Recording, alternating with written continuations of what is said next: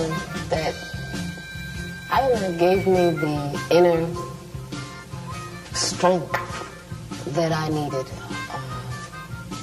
to overcome, or to be able to think about overcoming the tremendous odds that were against me, was my grandmother. She came from Wilmington, North Carolina, to see me at Yardville Prison. I was in that prison. I was put in a maximum security unit, in a cell with 2 guards in front of the cell 24 hours a day, and a cell between 2 gun towers that could train their guns directly on the cell. I was told that I was in the Yardville unit for women, even though I was the only woman, and they tried to keep me there for the rest of my life. My grandmother came to visit me there to tell me a dream, and she came with all of my family, and everybody was happy, and I'm like, what's happening with y'all? And they said, no, she had a dream, and I was like, okay. And so my grandmother's dream was that she was dressing me, that she was in an old house that she lived in when she lived in New York still, and she was putting clothes on me. I said, is that the dream? She said, that's the dream. And I said, well, was I little or big? She said, no, you were big. So I said, oh my God, the only time people dress anybody when they're grown is when they're dead. And so she said, no, I know what you're thinking, no. What this dream means is that you are going to leave this prison. I don't know when, but it's going to be much less time than you've already spent here. And, I didn't understand the dream, to be honest. It didn't make any sense to me. What does this have and wearing clothes have to do with getting out of prison? But my grandmother has always had dreams, and her dreams have always come true. I don't know how my mother walked her trouble down. I don't know how my father stood his ground. I don't know how my people survived slavery. I do remember, that's why I believe. I don't know why the rivers overflow their banks. I don't know why the snow falls and covers the ground. I don't know why the hurricane sweeps through the land every now and then.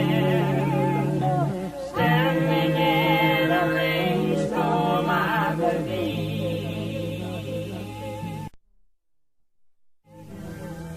Many people say that injustice and hunger are walking freely all over the universe, and that nature is seeking a response.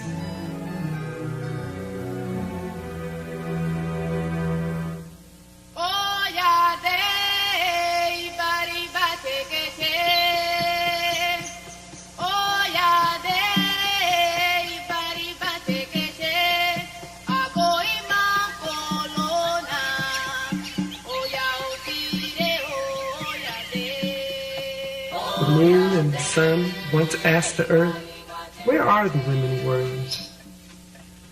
The earth responded, they have been scattered all over the world, but they can always be identified by the beauty in their eyes, which reflects the dignity and the greatness of the rainbow. Nevertheless, continued the earth, they suffer greatly, often much more than what is commonly endured by a human being. Why? Then the moon and the sun responded energetically. We have to look for them. We have to bring them together. Because it is only women warriors who know how to survive in the midst of so much suffering, struggling, struggling, struggling. I come from a tradition of women maroons, cimarrones, who didn't just try to escape from oppression, but were totally mind, body, spirit committed to resisting and committed to winning, whether was Nanny in Jamaica, who fought against the enslavers, whether it was Harriet Tubman, who helped to free more than 700 slaves. I think I come from a very strong history, and I simply wanted to live on this planet and to continue that tradition and to try in my little way to make my ancestors proud.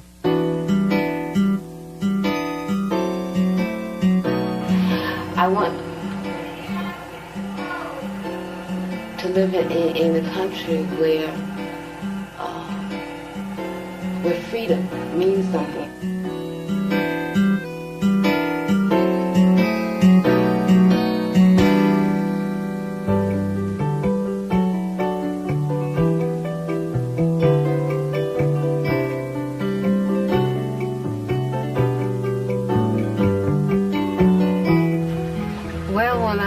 To Cuba, I really didn't know what to expect. I had these like crazy images, because even though I considered myself a socialist, I considered myself someone who really identified with the Cuban Revolution, I had been raised on a diet of anti-communism. And so I came here and I was like expecting, first of all, everybody to look like Fidel. I thought everybody was going to wear green fatigues and stuff. It was just like a crazy thing. And I thought people would be talking like the revolution. You know what I mean? I just had these crazy stereotypes. And then when I came, it was like, wow, a whole new world. The first thing that hit me was, just how beautiful the nature is here. Whether it's the sea, whether it's the plants. This is one of the most beautiful places I've ever seen in my life. Everything is so lush, so green, so ripe. And, just the climate made me immediately feel at home. I was very much impressed by the healthcare system, by the education system, by the sports teams, by all of the many things that the revolution has been able to accomplish. What has impressed me most has been how people live, just how people relate to each other. I mean, I come from a society that is literally at war with itself. I didn't even know how to react to people when I came here. People would just come off the street and start talking to me, and I would immediately get paranoid. What do they want? It was very difficult for me to realize, somebody would say, what time is it? Or where did you buy that? Because Cubans will come up to you and just talk to you, whether you were in a store, on a line, and that was something very different, that human contact.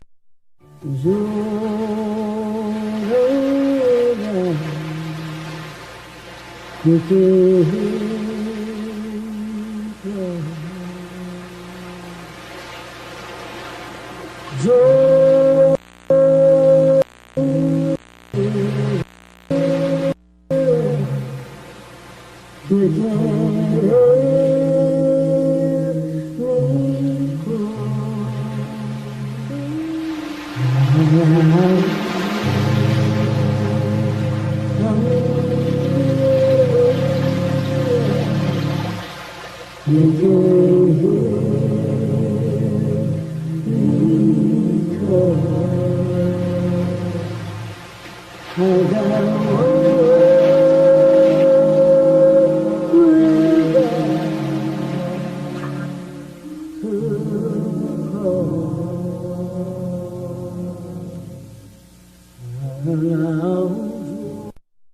was born in 1947 in New York City. I lived with my mother and my aunt and my grandparents in a house in Queens, New York, in Jamaica, Queens.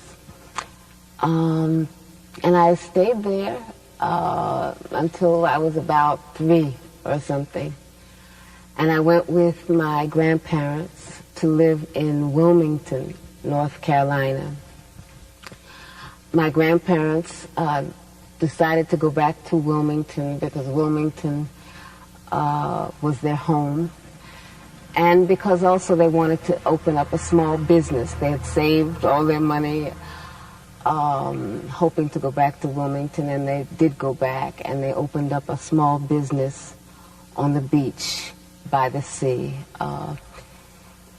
They opened the business because at that time Wilmington was completely segregated. Well, the South was just totally segregated. It was apartheid. What that meant was that there were black schools. For example, I went to a all-black school, the Gregory School. There were the black library. You know, we grew up with that kind of reality of not voluntarily living like that, not voluntarily accepting apartheid, but understanding that the price of stepping out or standing up alone could possibly be death. From slavery, the idea of political prisoners started. We were political prisoners brought here from Africa. We were political prisoners in that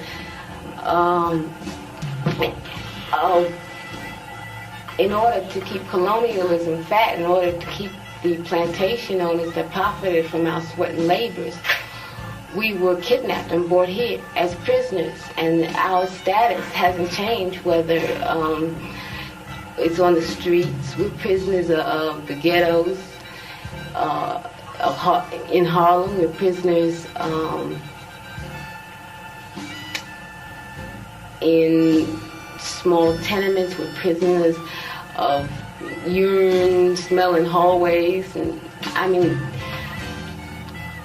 I've always been a prisoner. I've never been free in my life. I don't know what freedom means.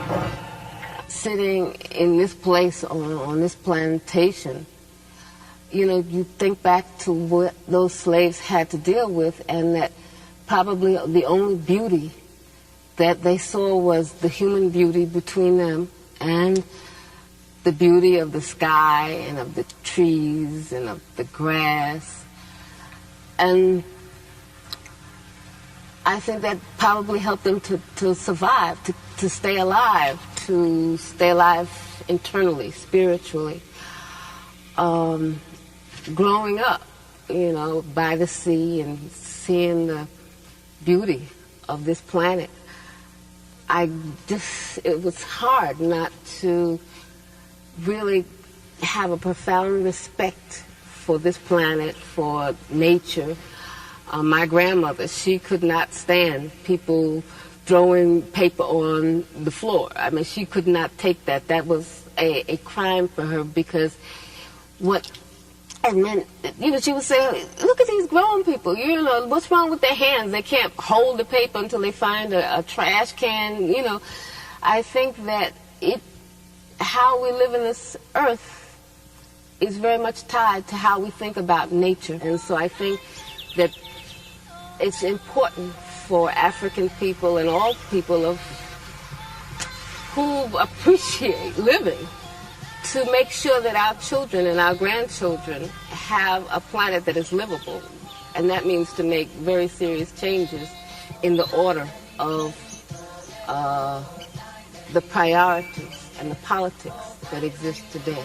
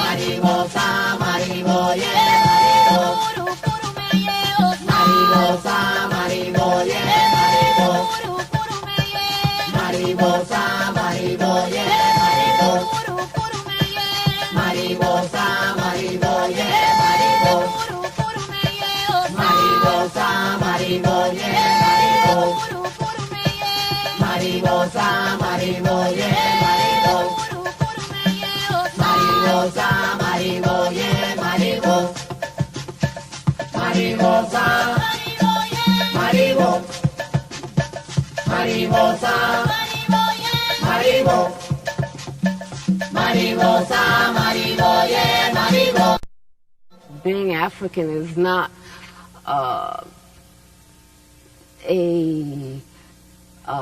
matter of race. It's a matter of a history, of a culture, of a struggle of a people. And the important thing is to be able to remember that, not to be disassociated from that, not to be torn from that, to carry that on into the future and to carry that on in changing the future.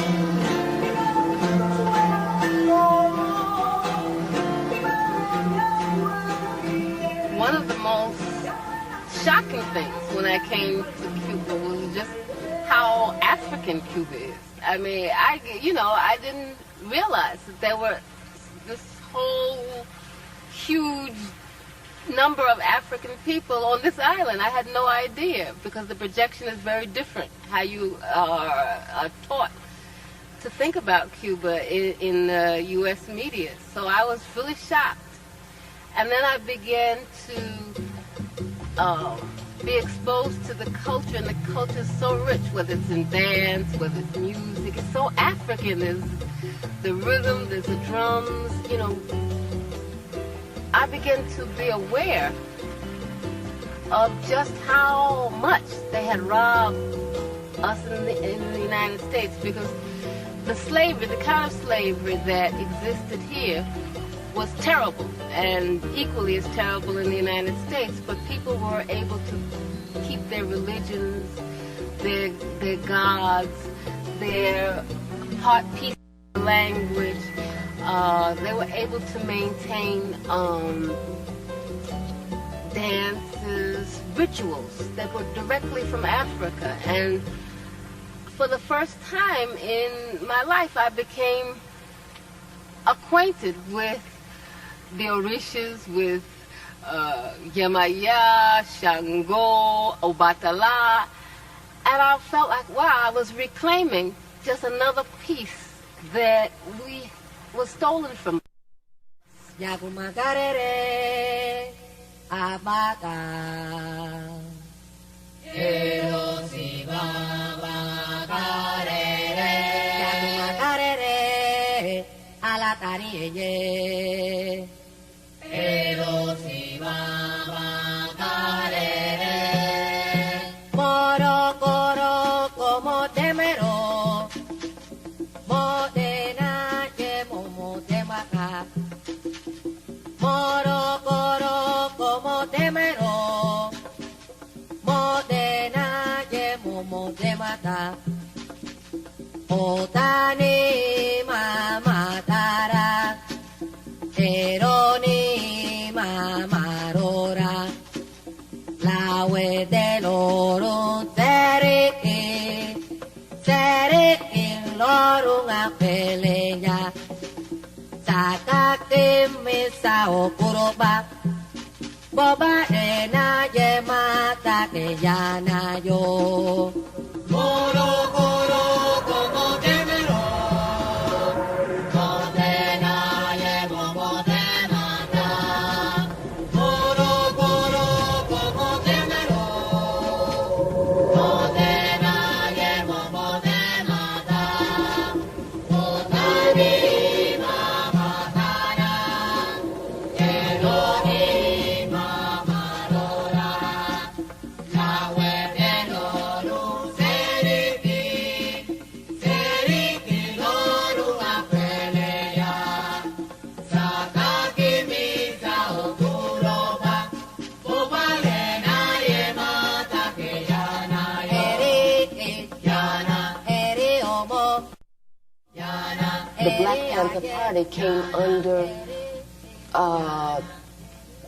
the guns of the FBI, as did all of the Black Liberation Movement. It didn't matter what positions you took. It mattered that people related to those positions, that people understood what you were saying, that people supported you. And I think that when J. Edgar Hoover and those who control the United States government understood how many young people looked to the party for leadership, how many young people were inspired by the Black Panther Party, how many young people supported the activities of the Black Panther Party. And it was, people, just ordinary street people, working people, mothers, grandmothers who would come to the office and bring clothes, come to the office and make donations. So the government just perceived us as a threat because they understood that we were serious, they understood we were telling the truth, and they understood also that we were becoming a much more sophisticated opposition. We were not just the piece of pie opposition, but that we wanted a real structural change in the United States. And so we took very clear positions. We opposed the United States government intervention in Vietnam. We opposed the blockade against Cuba and all of the other U.S. policies that were hostile to the Cuban Revolution. We opposed the United States policies of supporting apartheid in South Africa. We opposed all of the U.S. government's imperialist policies against all progressive people's struggles. By the 1960s, end of the 1960s, the black liberation movement became the main target of the counterintelligence program. And what they did was to try to neutralize all of our leaders, to prevent young people from coming together and uniting. And so what they did is try to pit organization against organization. They tried to pit leaders in the same organizations against each other. In New York, where I was, what they did was they arrested in, I think it was 1967, 1968, I'm not very clear on the date, or don't remember it at this moment. They arrested on charges of conspiracy 21 of our most effective activists, of our most effective leaders. As a movement, have to concentrate a lot of our energies on trying to liberate our imprisoned comrades. Even though they were given bail, the bail was $100,000 apiece. And only a few of them we were able to bail out.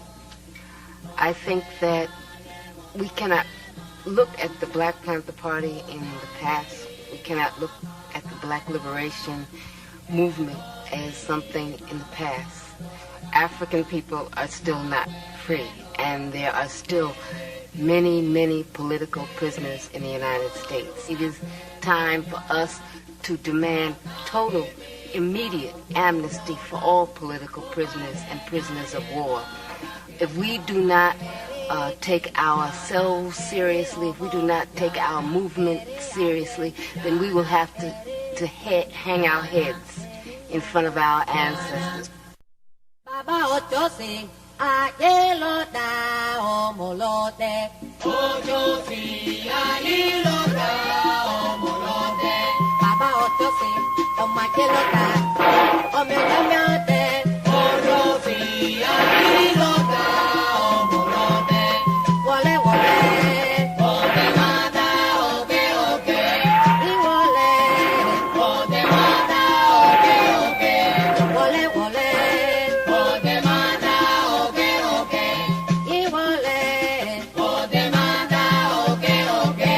Yotosi, Ayeloda, Omolote. Ochosi, Ayeloda, Omolote. Baba Ochosi, Omayeloda, Omelote. Ochosi, Ayeloda, Omolote. Yambele inoro, te mata corona. Yambele inoro, te mata corona. Yambele inoro, te mata corona.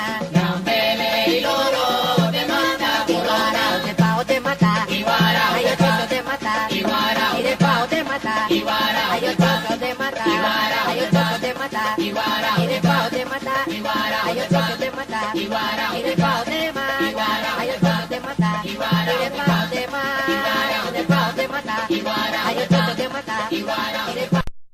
Where I was kept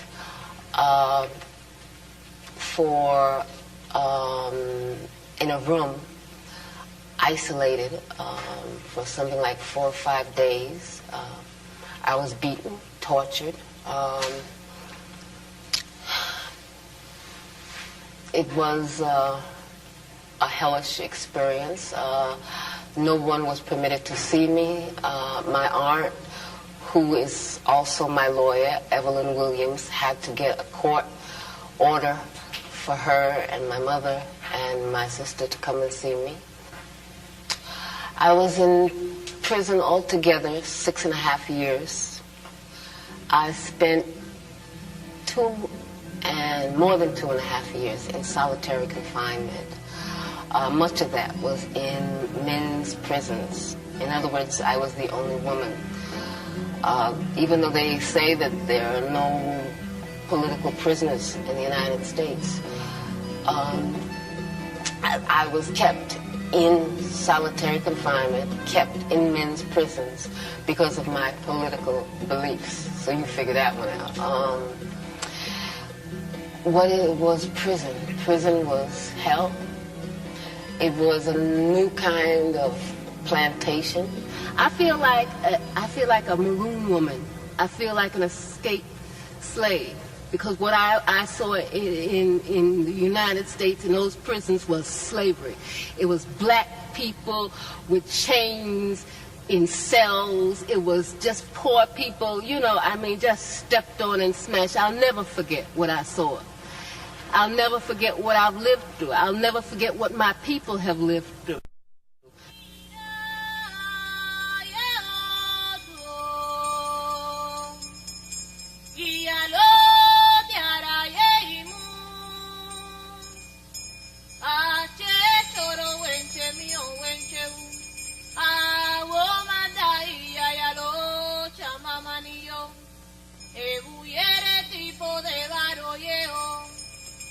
Bona de cuna cuere piosu, movilori, movilora, poca pareche, ara mono yepa.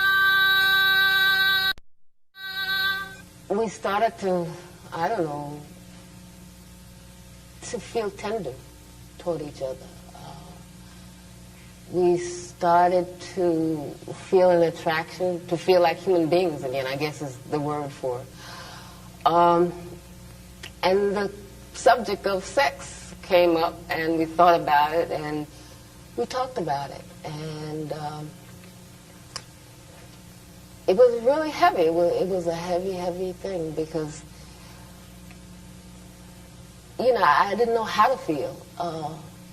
Because so much that was around us was like slavery, it was like very clear they were out to wipe us out. And it was real. It wasn't any fantasy, wasn't any joke. They were out to take our heads.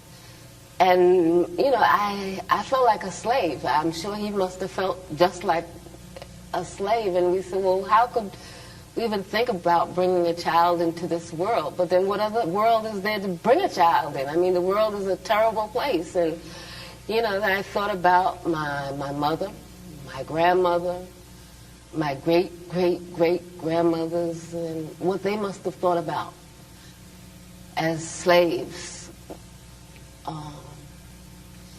bringing life into this world. And, we just decided that we were going to live, we were going to live, we're going to struggle, and we're not going to kill our own hopes. We're not going to kill our own life. We're not going to kill our right to live. And so we just decided to be human beings, to be people. In spite of all the people that were trying to squash us down and all the forces that were trying to dehumanize us, we decided to be human.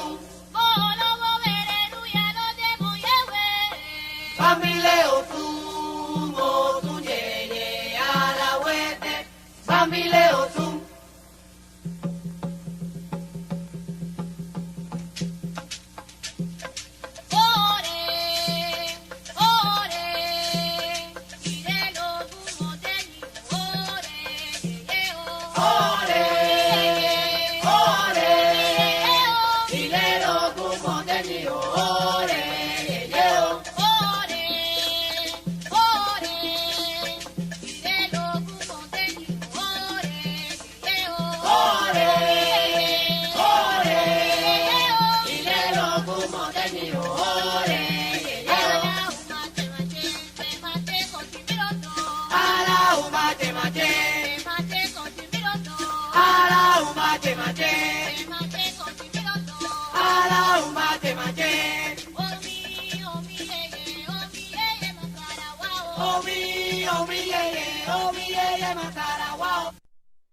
The day before it was time to escape, I called my grandmother, and I couldn't call her, and say, I'm getting ready to escape. And so she said, I want to tell you something. Are you listening to me? Yes, grandmother. I don't want you to get used to that place. Don't get accustomed to that place. Do you hear me? Yes, grandmother. Are you sure you hear me? Yes, grandmother. I do not want you getting used to that place. Do you hear me? Yes, grandmother.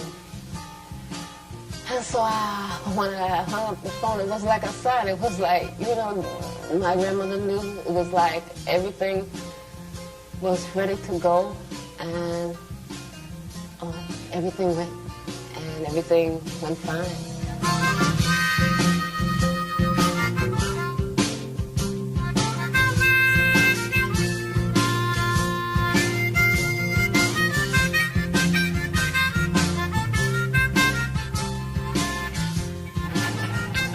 I think that the only way that we're going to realize freedom, justice, equality, decent living for people is if there's a complete change. Everything has got to be turned around, and that's a revolution, a complete change.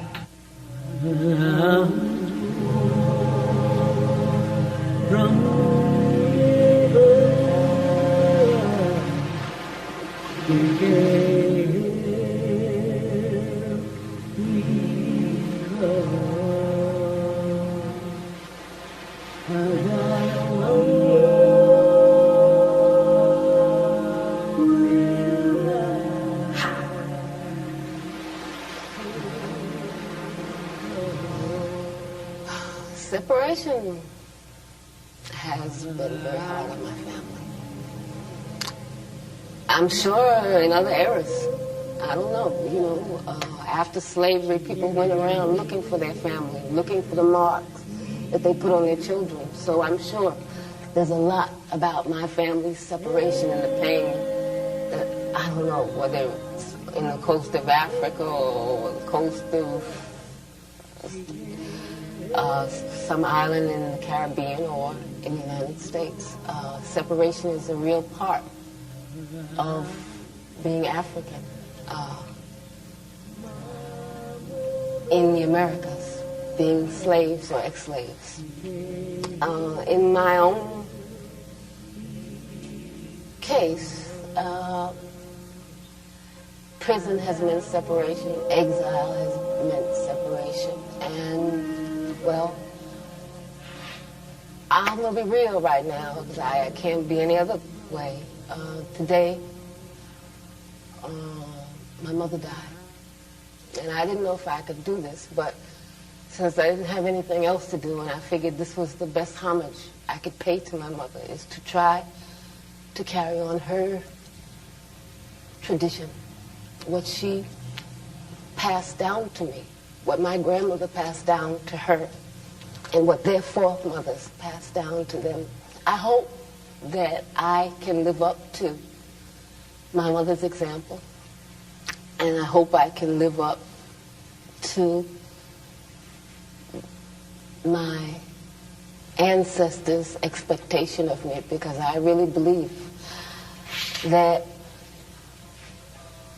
I have a duty to all those who have come before me, to all those who lie at the bottom of the ocean, to all those who lost their lives, whether it's in the cane fields or the cotton fields or, hanging off some tree, to continue this struggle and to continue to love and to continue to believe and to continue to try to be human, to be giving, to be loving.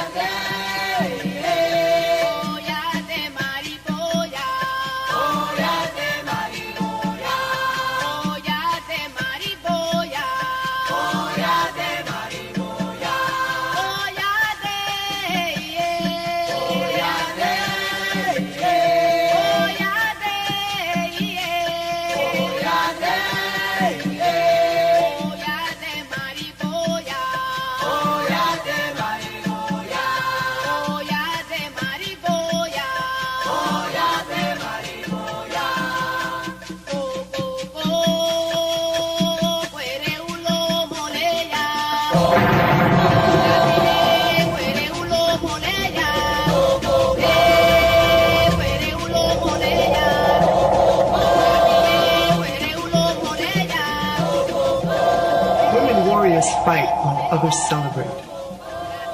It is only they who see the dreadful colors of suffering. It is only they who perceive where the intense splendor of victory is to be found. Because warrior women are the eyes of the rainbow, the eyes of the rainbow, the eyes of the rainbow.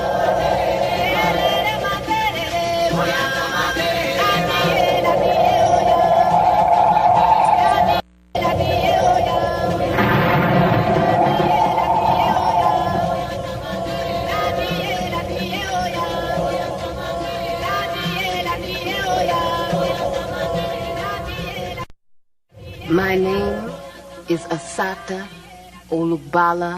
Shakur. Assata means she who struggles. Olugbala means for the people. And Shakur means the thankful. It is a name that I took to carry on the name of Zaid Malik Shakur in honor of his family and in honor of the forces of beauty and good on this earth, which I'm very grateful for. That is my name.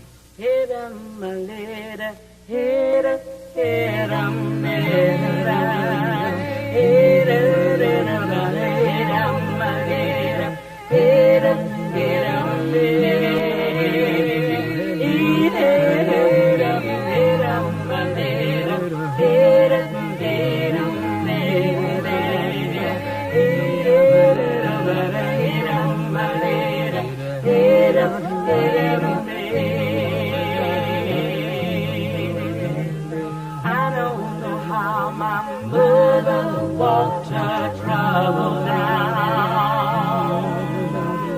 I don't know how my father stood his ground.